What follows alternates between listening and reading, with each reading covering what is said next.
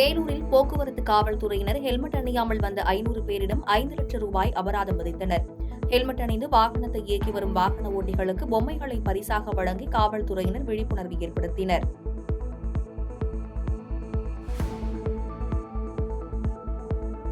வேலூர் மாவட்டம் காட்பாடி அடுத்த பொன்னைப்புதூர் கிராம பகுதியில் பெங்கல் புயல் காரணமாக அறுவடைக்கு தயார் நிலையில் இருந்த 30 ஏக்கருக்கு மேற்பட்ட நெல் மற்றும் கரும்பு பயிர்கள் முழுமையாக நீரில் மூழ்கி சேதமடைந்தது.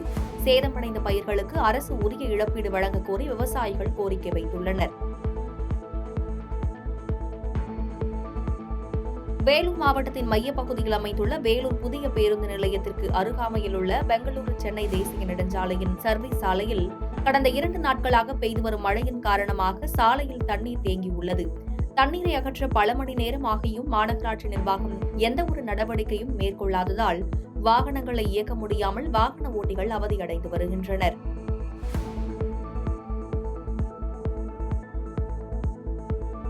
பாலாற்றின் கரையோரம் கட்டப்பட்டுள்ள சாலையை ஒட்டியுள்ள தடுப்பு சுவரில் அரிப்பு ஏற்பட்டு ஆங்காங்கே விரிசல்கள் ஏற்பட்டுள்ளது. 6 மாதங்களுக்கு முன்பு போடப்பட்ட சாலையில் பள்ளம் ஏற்பட்டும் சேதமடைந்துள்ளதாலும் பொதுமக்கள் அதிர்ச்சியடைந்துள்ளனர். வேலூர் மாவட்டம் குடியாத்தம் பிச்சனூர்பேட்டை பகுதியில் இயக்கி வரும் கங்காதரசாமி நடுநிலைப் பள்ளியை உயர்நிலைப் பள்ளியாக தரம் உயர்த்த கோரி முன்னாள் மாணவர்களின் பெற்றோர்கள் மற்றும் அனைத்துக் கட்சி பிரமுகர்கள் உள்ளிட்ட ஏராளமானோர் கண்டன ஆர்ப்பாட்டத்தில் ஈடுபட்டனர். வேலூர் மாவட்டம் மெயின் பஜாரில் காதர்பள்ளி ஜெண்டா அறக்கட்டளை சார்பில் இந்து டிரஸ்டினால் நடத்தப்படும் 467வது சந்தனக்கூடு விழா கொடியேற்றத்துடன் துவங்கியது. இவ்விழாவில் திரளானோர் கலந்து கொண்டனர். மேலும் வரும் 12ஆம் தேதி இரவு சந்தனக்கூடு சாற்றுதல் விழாவும் நடைபெறவுள்ளது.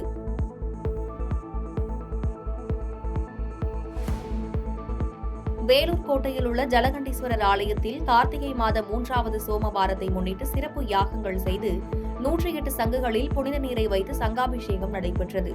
இதில் திரளான பக்தர்கள் கலந்து கொண்டு சுவாமி தரிசனம் செய்தனர்.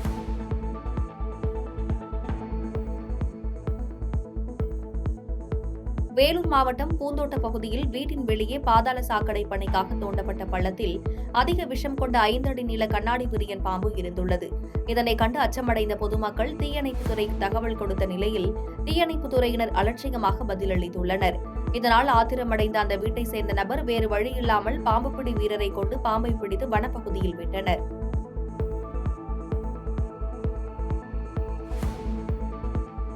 காவிரி நீர்பிடிப்பு பகுதிகளில் கனமழை பெய்து வருவதால் ஒகேனக்கலுக்கு நீர்வரத்து வினாடிக்கு 21,000 கன அடியாக அதிகரித்துள்ளது.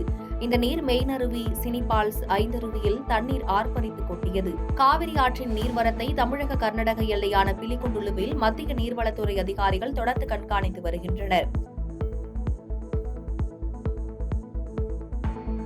தென்காசியில் மாடிஃபைடு கார்களை பயன்படுத்துவோரை ஒன்றிணைத்து மாற்றியமைக்கப்பட்ட கார்களுக்கான சங்கம் அமைக்கப்பட்டு அதற்கான லோகோ வெளியிடப்பட்டது. இந்த நிகழ்ச்சியில் 26 அரிய வகை மாற்றியமைக்கப்பட்ட கார்கள் பங்கேற்றன.